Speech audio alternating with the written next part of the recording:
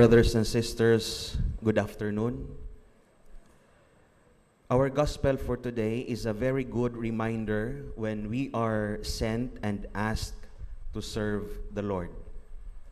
In the gospel, it is said, I am sending you like sheep in the midst of wolves. Sheep and wolves, two different and opposing animals. Ang sheeps kay gentle, kalma, and even weak, unya defenseless, pagyod. And the wolves are strong, isog, unya marupod. This reminds us that when we serve the Lord, dili gyud sayon. When we serve the Lord, daghang kalisod og tentasyon. You serve the Lord like sheep, nga pure ang intention, pure ang motivation, but you will know later on nga ikaw nagtinarong, gidaot, gilibak, gihimuan og istorya, nga sa ato pa naagyoy mga lubo sa atong palibot. That is why Jesus in our gospel gives us simple reminders. First, Jesus said, be shrewd as serpents and innocent as doves. In short, kinahanglan tang mahimong wise like the serpents and good as doves. Kinahanglan nato ning duha, kaning wise o pagka-good.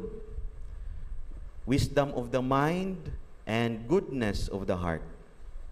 Ang kabright, unya dili ubanan og kamaayo sa kasing-kasing, kusog mangilad.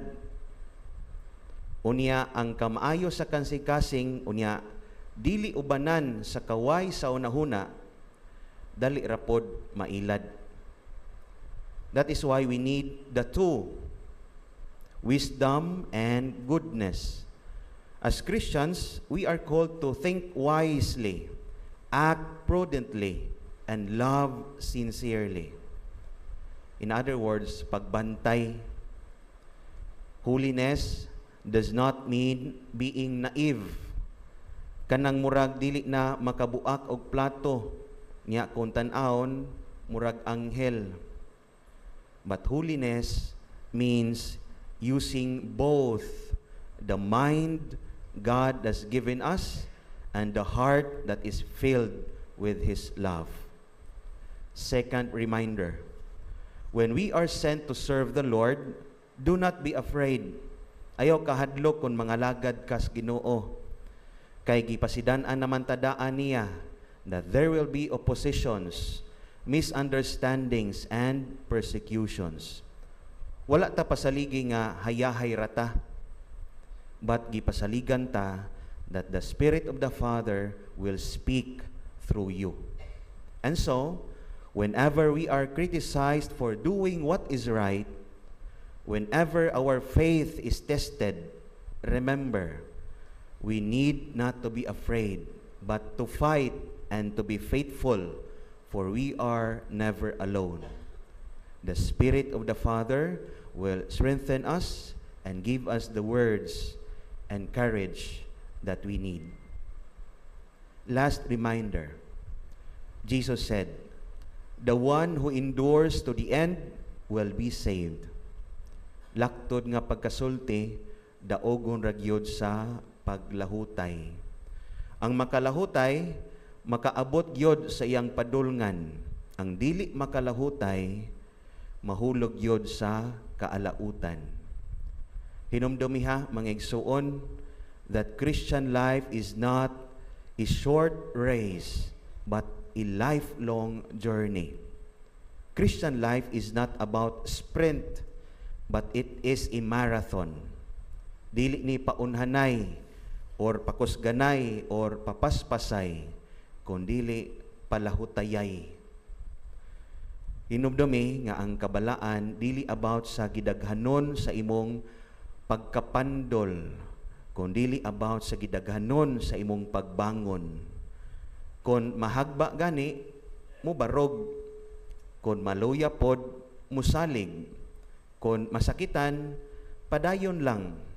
Kay diha sa tinuod nga pagsunod, makit-an ang tinuod nimo nga pagkabalaan.